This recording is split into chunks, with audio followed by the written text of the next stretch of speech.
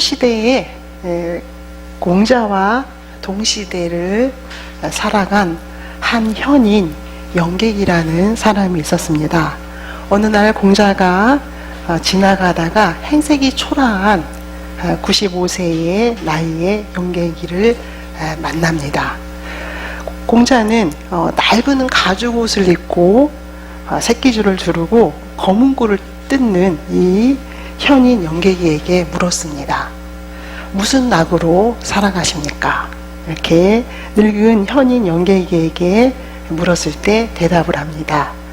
첫째는 동물로 태어나지 않고 만물의 영장으로 만물의 영장이 되는 인간으로 태어남을 감사하는 낙으로 삽니다. 그리고 둘째는 고통이 많은 여자로 태어나지 않고 남자로 태어남을 낙으로 삼으며 감사하며 삽니다. 그리고 셋째로는 아직까지 죽지 않고 건강한 95세의 나이로 살아온 것이 낙이며 또 하늘에 감사하는 일로 살아가고 있습니다. 이렇게 대답을 했다고 합니다.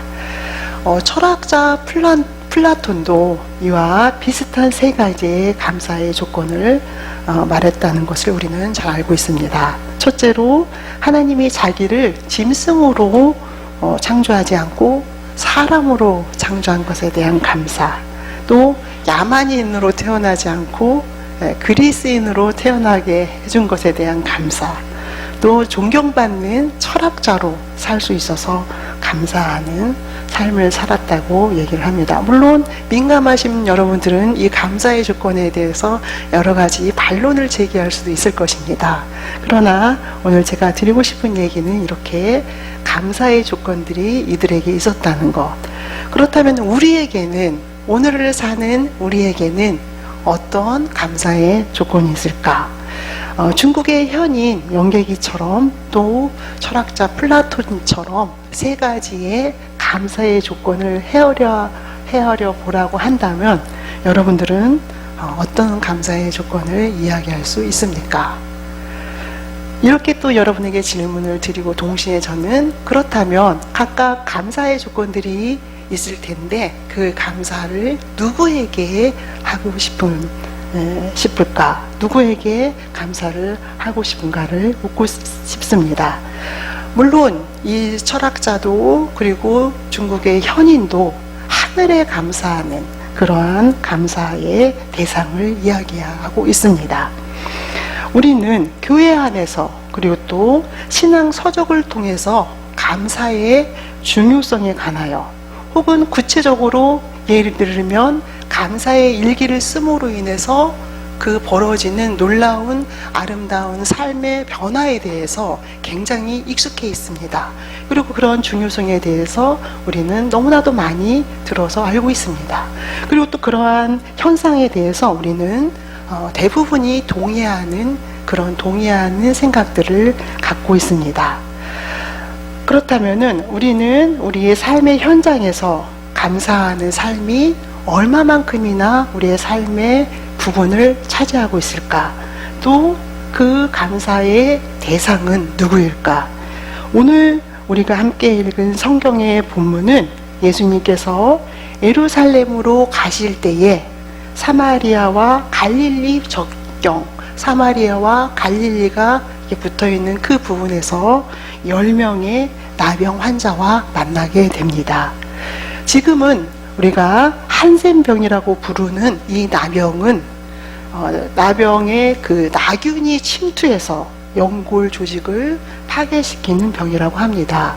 그래서 간호사가 앉아 계시는데 그래서 손가락이나 발가락이 떨어져 나가고 또 때로는 병의 경중에 따라서 코도 문드러지고 그리고 눈도 이상하게 되고 피부가 썩어서 냄새가 난다는 것을 우리는 너무나 잘 알고 있습니다. 나병 환자는 다른 사람에게 예나 지금이나 접근하는 것이 금지가 되어 있습니다.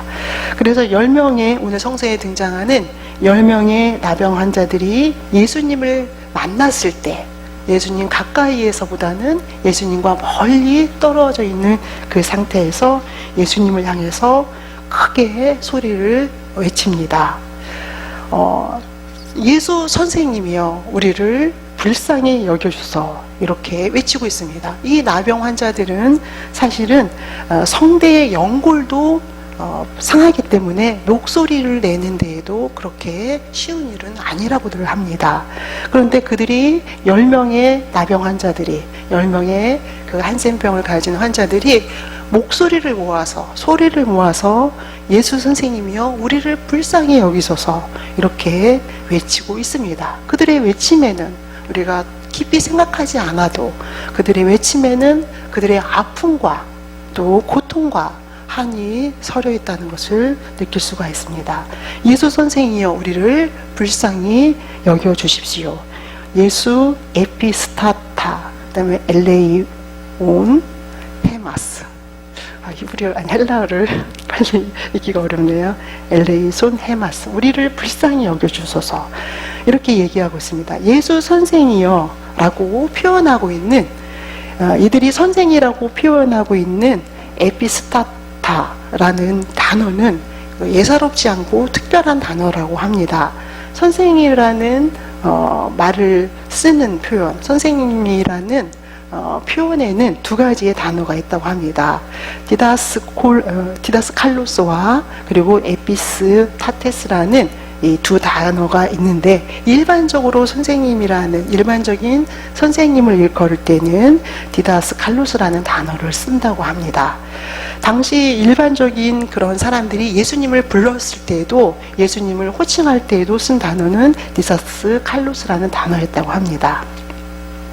그런데 여기서 사용하고 있는 에피스타테스라는 이 단어는 일반적으로 예수님을 부를 때 사용한 단어가 아니고 제자들만이 예수님을 부를 때 사용한 단어라고 합니다.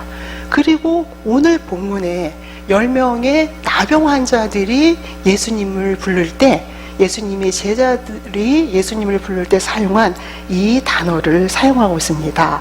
에피스타테스라는 이 선생님이라는 용어를 쓰고 있습니다. 이 에피스타테스라는 용어는 보통 일반적인 선생과는 어떻게 그럼 구분되는가라는 것을 따져봤을 때 더 깊은 존중의 의미가 들어있는, 그리고 더 존중하고 더 깊이 따르는 그런 의미가 들어있는 용어라고 설명을 하고 있습니다. 그렇다면 이 나병 환자들은 왜 예수님의 제자들만이 사용하고 있는 이 선생이라는 용어를 사용하였을까? 그렇게 질문하는 우리의 질문에 학자들은 이렇게 대답을 합니다. 10명의 나병 환자들이 아마도 예수님의 12 제자와 동일하지는 않았을 테이지만 그럼에도 불구하고 예수님을 따르는 게 각별했을 것이다 라는 얘기를 하는 학자들이 있고, 또 하나는 이 호칭을 사용했을 때의 나병 환자들은 예수님을 진정으로 존중했거나 아니면 병을 고치기 위한 간절함 때문에 그렇게 존중의 표현을 담아내고 있는 이런 에피스타테스라는 단어를 사용했을 거다, 이렇게 늘 주장을 합니다. 이렇게 추정하지만 저는 조금 더 설명을 부과하고 싶습니다. 아마도 이런 특별한 스승이라는 용어를 쓴 이 10명의 나병 환자들의 이 단어를 사용한 그 이유는 그 하나같이 그 질병으로부터 벗어나고 싶은, 예수님으로부터 그 질병을 치유받고 싶은 간절함이 배어나는 것, 그리고 그렇게 치유받고 싶은 간절한 열정을 담아낸 용어라는 설명을, 또 용어라는 생각을 하게 됩니다. 그들은 나병 환자로서 사회로부터 도태된 그런 사람들이었고, 그리고 그렇기 때문에 너무나도 간절해서 예수님을 향한 절규에 이렇게 간절함을 담은 에피스타테스라는 용어를 사용한 것이 아닐까, 이런 생각을 하게 됩니다. 나병으로부터 치유되고자 하는 간절함과 그 열망, 도태된 사회와 가정으로의 복귀를 꿈꾸는 그 간절한 열망과 희망이 그들을 예수님을 에피스타테스라고 부른 것이라는 생각을 하게 됩니다. 예수님, 예수 선생님이여 우리를 긍휼히 여기소서. 이렇게 간절함으로 그들의 간절함과 소망을 예수님에게 표현하고 있습니다. 아니, 그렇게 외치고 있습니다. 그러한 10명의 나병 환자의 간절함과 열망을 보신 예수님께서는, 그리고 그렇게 간절함과 열망을 담아서 예수님을 부르는 10명의 환자들을 보신 예수님은 14절에서 보시고 이르시되 가서 제사장들에게 너희 몸을 보이라 하셨더니 그들이 가다가 깨끗함을 받은지라, 이렇게 보고하고 있는 것처럼 그렇게 우리를 불쌍히 여겨달라고 하는 나병 환자들의 간청을 예수님은 들어주셨습니다. 예수님께서 10명의 환자들에게 제사장에 가서 너희의 몸을 보이라고 말씀하신 것은, 나병 환자들이 치유되게 되면 그들은 제사장들에게 가서 자신의 몸을 먼저 보여야 하고, 그리고 제사장들은 그들을 검사를 해야만 합니다. 그것이 모두 양쪽의 의무였습니다. 그렇게 정밀하게 검사하고 검사를 받은 그런 나병 환자, 그래서 회복되었다는, 온전하게 치유되었다는 것을 증명해야만이 그들은 다시 사회로 그리고 가정으로 복귀할 수 있었습니다. 이것은 바로 또 레위기 13장에서 이에 관하여 아주 자세하게 언급이 되어 있습니다. 그렇기 때문에 예수님도 그렇게 율법에 따라서, 레위기 13장에 언급되어 있는 율법에 따라서 그 10명의 나병 환자들을 제사장에게 보내게 되는 것입니다. 14절 후반절로 와보면 그들이 가다가 깨끗함을 받은지라 이렇게 전하고 있는 것처럼, 그들은 실제로 제사장이 있는 곳을 향하여 가는 도중에 자신들의 나병이 치유되고 몸이 깨끗하게 되어진 것을 알게 됩니다. 그리고 두 눈으로 똑똑히 보게 되는 거죠. 그때에 그 중에 한 사람만이 나은 것을 보고 큰 소리로 하나님께 영광을 돌리며 제사장이 있는 곳을 향하던 길을 되돌려서 예수님께로 돌아옵니다. 그리고 돌아와 예수님의 발 아래 엎드려 감사하니 그는 사마리아 사람이었습니다. 16절을 보면 그 유일하게 자신의 깨끗함을 보고 제사장에게 가던 길을 멈추며 하나님 앞에 영광을 돌리고 그리고 예수님에게 돌아온 그 사람은 사마리아 사람이었다는 것을 16절에서 우리에게 말을 해주고 있습니다. 하나님의 선택된 백성이라고 자부하던 9명의 유대인들은 그 감격의 순간을 예수님과 함께하지 않았습니다.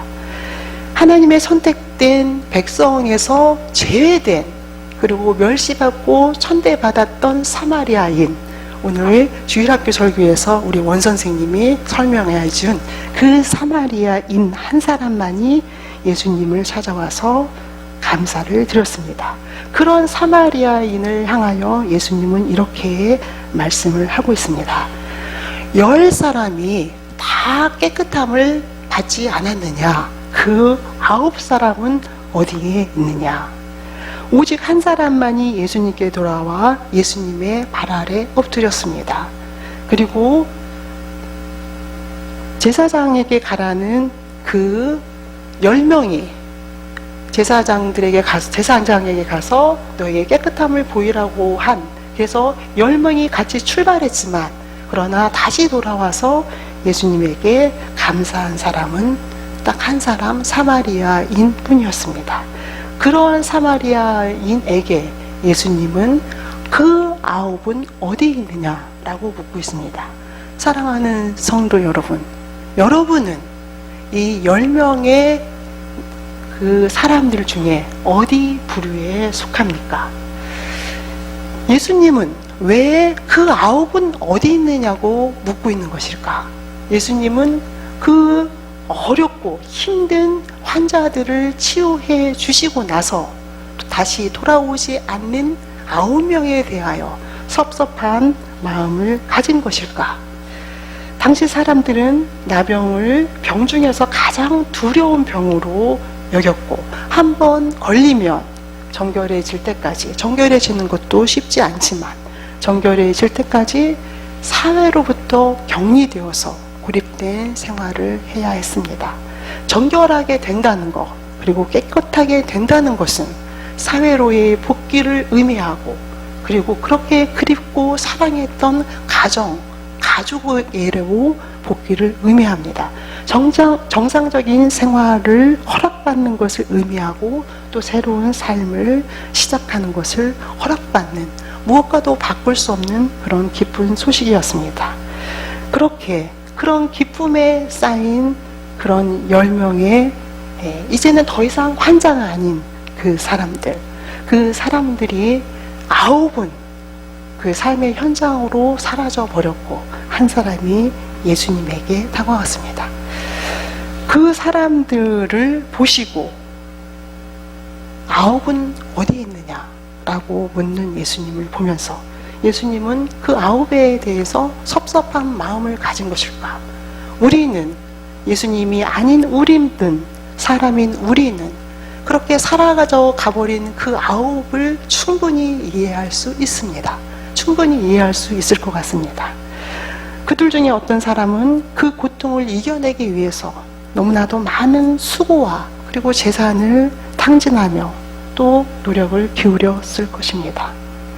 자신의 삶의 시간을 거반 다 보냈을지도 모릅니다.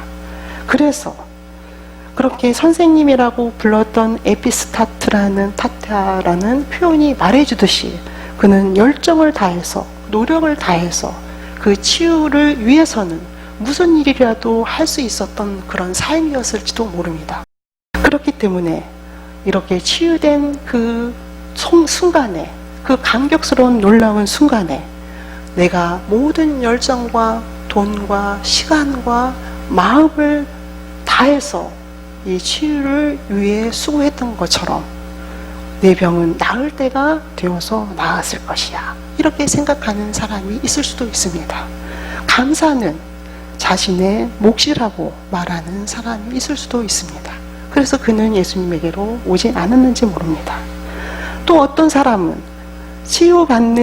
이미 치유를 받게 된 나병보다 이전의 고난으로 인해서, 혹은 여전히 남겨진 상처, 그 나병의 시간을 보내면서 깊숙이 가슴 안에 들어온 그 상처 때문에, 그래서 또 앞으로 어떻게 살아가야 하는가, 나병이 치유됐다고 모든 것이 게임이 아웃된 건 아니잖아요. 또 현실이 기다리고 있기 때문에 그러한 또 암울한 그러한 미래로 인해서 감사할 수 없다고, 예수님을 찾아가기 힘들다고 말하는 사람이 있을 수도 있습니다. 아직은 감사가 너무 이르다고, 그래서 예수님에게 다가가지 않는 그런 사람이 있을 수도 있겠습니다. 또 어떤 사람은 그렇게 아까 말씀드린 것처럼 너무나 가슴에 깊이 상처가 있어서 감사가 어색하다고, 감사라는 마음을 드러내는 표현이, 입술로 고백하는 그 고백이 어색하다고 말하는 사람이 있을 수도 있습니다. 그래서 그 9은 그런 마음으로 그냥 삶의 현장으로 사라져 갔는지 모릅니다. 그런데 그것을 이해하지 못할 예수님이 아닌 그분이 지금 9은 어디에 있느냐, 이렇게 예수님께서 말씀하고 있습니다. 그렇다면은 9은 어디 있느냐라고 묻는 그 예수님의 말씀 속에는 아직 이른 감사는 없다, 아직 어색한 감사도 없다 라는 의미가 들어있습니다. 모든 것의 으뜸인, 그리고 모든 것의 처음인, 그리고 새 출발에 있어서 먼저 해야 될 것은 바로 예수님께 감사해야 할 일이라는 것을 오늘 성전은 우리에게 이야기하고 있습니다. 나병을 고쳐준 예수님께 감사하는 사마리아인을 향하여 예수님은 일어나서 가라, 내 믿음이 너를 구원하였다, 이렇게 선포하고 있습니다. 바꾸어 말하면 그에게 이르시되 일어나 가라, 내 믿음이 너를 구원하였다. 이 말을 바꿔 말하면 일어나 가라, 내 감사가 너를 구원하였다. 너의 감사가 너의 삶을 구원하였다. 너의 감사가 구원의 대열로 들어서게 했다. 이렇게 이야기할 수가 있습니다. 어떻게 감사가 믿음이 되는 것일까? 예수님께서는 여기서 믿음을 이야기하고 있습니다. 감사는 믿음입니다. 예수님께 감사하는 마음은 믿음이라는 것을 성경이 이야기하고 있습니다. 감사하는 마음은 예수님께서 구원을 선포하도록 하게 하고 또 그분이 선포하는 그 구원을 듣는 일이라는 것을 오늘 말씀이 이야기하고 있습니다. 여기서 내 믿음이라 할 때에는 나병 환자 사마리아인에게 일어난 아름다운 그리고 너무나도 감격스러운 치유의 사건을 이루어 주신 분이 예수님이라는 고백을 하며 아픔을 나누었던 동료들 그리고 사회로부터 복귀하기 전에 먼저 예수님에게 달려와서 예수님께 감사하는 그 사마리아인에게 예수님은 구원을 선포하고 있습니다. 감사의 열매의 구원을 선언하고 있는 것을 우리는 보게 됩니다. 사마리아인의 육신은 이미 나병으로부터 치유되었습니다. 그리고 그의 삶은 예수님께서 그의 그런 삶에 또 더하나 너무나도 바꿀 수 없는 놀라운 선물, 그 구원을 선언하고 있습니다. 오늘 제사장에게 달려가는 방향을 회전하여 예수님께 감사하기 위해 달려온 치유된 사마리아인의 그 모습을 통해서 예수님께서 우리에게 들려주고 싶은 이야기, 오늘을 사는 우리에게 들려주고 싶은 그 이야기는 예수님에게 감사하는 그 삶, 그것이 예수님을 믿는 믿음의 사람이라는 것을 기억하기를 원한다는 것입니다. 저는 사마리아와 같은 이 감사하는 사마리아인과 같은 사람이 되고 싶습니다.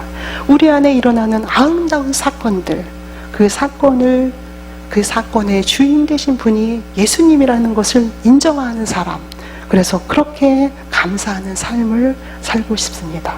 나의 열정이, 나의 수고와 노력이 이루어낸 것처럼 보인다 할지라도 그럼에도 불구하고 예수님에게 그 모든 감사의 첫 번째의 그 기쁨을 돌려드리는 그런 삶으로, 그런 사람으로 살고 싶습니다. 아직 이른 감사는 없습니다. 아직 어색한 감사도 없습니다. 감사는 날마다 우리가 예수님으로부터 구원을 선언받는, 구원을 듣게 하는 그런 도구입니다. 사랑하는 성도 여러분, 늘 감사하는 삶 속에 살아가는 여러분들이 되시기를 축원합니다. 오늘 말씀을 통해서 두 번째로 함께 나누고자 하는 것은 사마리아인의 감사가 혹은 오늘 또 한 사람의 사마리아인으로 사는 우리의 감사가 예수님에게 어떤 의미였을까? 16절에서 예수님의 발 앞에 엎드려 감사하니 그는 사마리아 사람이라. 지금 아홉은 어디 있느냐? 라면서 아홉을 찾는 예수님.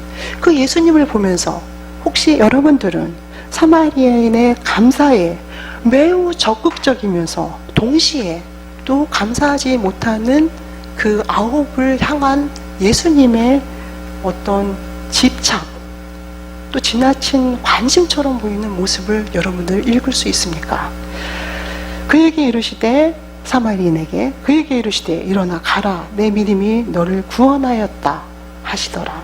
이렇게 선언하는 예수님을 보면서 날마다 감사는 날마다 우리가 예수님으로부터 구원을 듣게 하는 도구라는 신앙 고백으로 이 본문의 묵상을 마무리하기에는 조금 아쉬움이 남습니다. 사마리아인의 감사가 예수님에게 어떤 의미였을까? 왜 이렇게 예수님은 그 아홉을 찾는 것일까? 왜 그토록 아홉을 강조하는 것일까? 예수께서 11절에 보면 예수께서 예루살렘으로 향해 가고 있었던 도중이었습니다. 예루살렘으로 가시는 이유는 십자가의 처형을 위한 것이었습니다. 곧 예수님의 마음은 착잡하셨을 것입니다. 예수님의 기도 이후에 기도가 우리에게 보여주는 것처럼 내 원대로 하지 마옵시고 아버지 원대로 하옵소서 라고 기도하는 그 예수님의 모습이 우리에게 말해주는 것처럼 예루살렘을 향한 예수님의 길은 굉장히 힘겨운 길이었습니다. 예루살렘에서 십자가에 달리심이 당신의 사명이라는 것을 알고 있었고 그 사명의 목적이 무엇인지를 분명하게 알고 있었습니다. 그럼에도 불구하고 예수님은 그 사명 앞에 두려웠습니다. 그렇게 예루살렘으로 가는 그 길목에서 나병 환자들의 요구를 예수님은 들어주셨습니다. 예수님께서 자신의 복잡하고 힘겨운 정황 속에서도 나병 환자의 외침을 외면하지 않으셨습니다. 우리 모두의 온전한 삶을 위한 혹은 가난하고 병들고 그래서 고통스러운 삶을 회복시키기 위한 또는 무기력하고 희망이 없어서 날마다 우울하게 살아가는 어두운 삶의 빛을 비추기 위한 그의 십자가의 길로 가는 도상에서 그 사마리아인의 감사는 예수님에게 동역이었습니다. 그리고 힘이었습니다. 그분이 그 길을 가는 것에 대한 확신을 주는, 다시 한번 격려하고 힘을 실어주는 그런 예수님에게 또 하나의 그 큰 동역이었습니다. 그 사마리아 사람의 감사는 예수님의 십자가를 통한 구원의 사역에 힘을 실어주는 동역이었습니다. 그렇게 그의 감사는 예수님에게 힘이었고 그리고 예수님과 함께하는 그런 동역이었다는 것을 우리는 알게 됩니다. 오늘도 우리 주님은 우리와 함께 하나님의 나라를 만들어 가기 위해서 사라진 아홉을 찾고 있습니다. 그리고 달려온 사마리아인의 감사를 기뻐하며 그거를 동역의 힘으로 받아들이고 있다는 것을 알게 됩니다.